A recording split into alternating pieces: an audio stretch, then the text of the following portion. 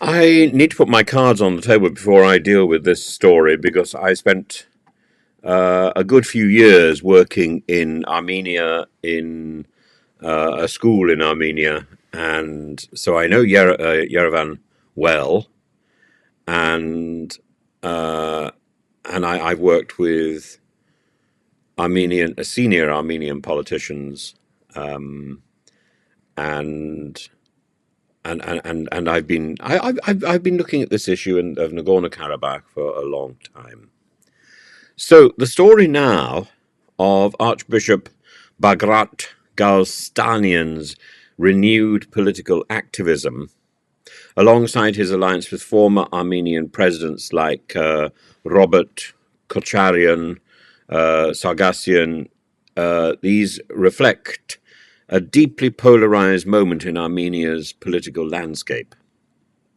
His opposition to Prime Minister Nikol Pashinyan, the current prime minister, especially regarding the territorial concessions to Azerbaijan over Nagorno-Karabakh, is resonating with a segment of the population disillusioned with Pashinyan's pro-Western pivot and perceived failure to protect Armenian interests. Galstanian's attempt to galvanize opposition support, however, faces significant hurdles, and his cooperation with controversial former leaders who are linked to Armenia's past authoritarianism has diluted his appeal to those seeking a fresh alternative. Added to which, his links to the Kremlin strike me as particularly suspect. Archbishop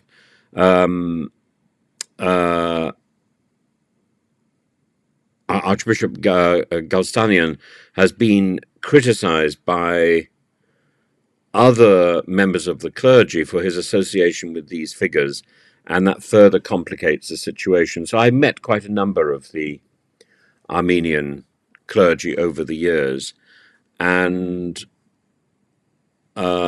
it is a complex web of loyalties. And it doesn't surprise me that there is confusion over the fragmented Armenian political landscape. The relatively small turnout now at Galstanian's protest events compared to earlier rallies signals diminishing momentum, as well as the challenge of overcoming skepticism towards both current and past leadership. And of course, you've got to remember, Armenia is one of those places that has attracted those Russians who have fled from their country looking for security elsewhere.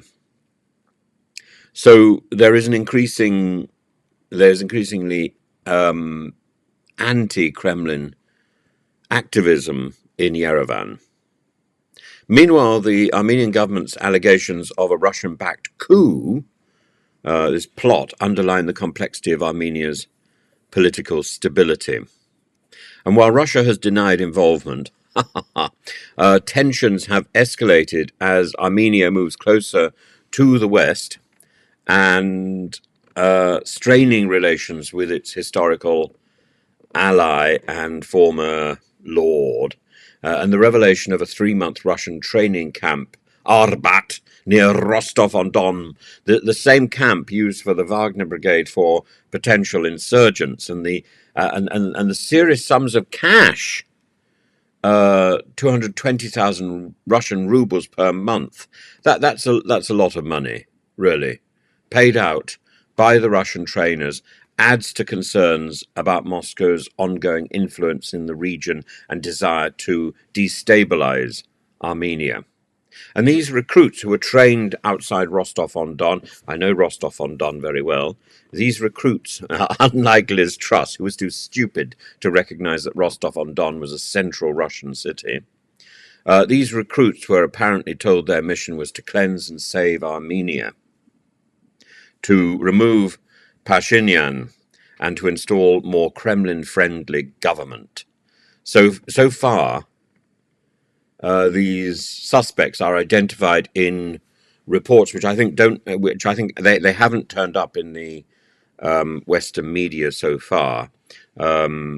but they're identified in Armenian documents simply by initial SG, AY, AH, YS, AS. And they're accompanied by some former residents of Nagorno Karabakh, AM and AS. So there's a lot of AS going on. However, without substantive evidence presented, the accusations remain mired in uncertainty, contributing to the overall sense of instability and rumour. And much of the tension is about whether Armenia will sign off on a peace treaty which has been negotiated.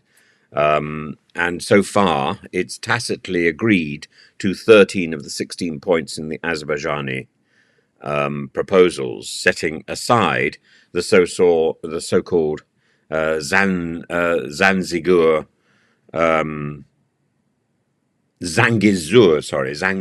corridor issue. This is the strip of land.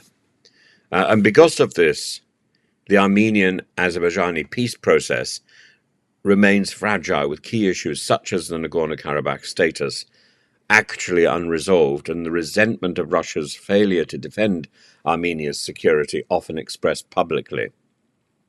Azerbaijan's rejection of Armenia's proposal to delay contentious points only underscores the enduring volatility. And it should be pointed out that Azerbaijan has the most extraordinarily diverse population, which mirrors in so many ways countries like Albania, where a completely free and independent Jewish, Christian, and Muslim population interact. It's not what you expect. You expect in Azerbaijan a purely Muslim identity. It isn't. Galstanian's bid for leadership, therefore, exists within this context of both domestic unrest and international power struggle, and again, the arm twisting of the Kremlin is felt as Armenia grapples with its identity and alliances. The last thing really Armenia or Azerbaijan needs at this moment is the Kremlin spider, the arachnid interference. It's like having some sort of pet shelob running around the bowels of Yerevan and taking the messages from Putin with its multiple eyes swiveling in all directions. Aye, foul.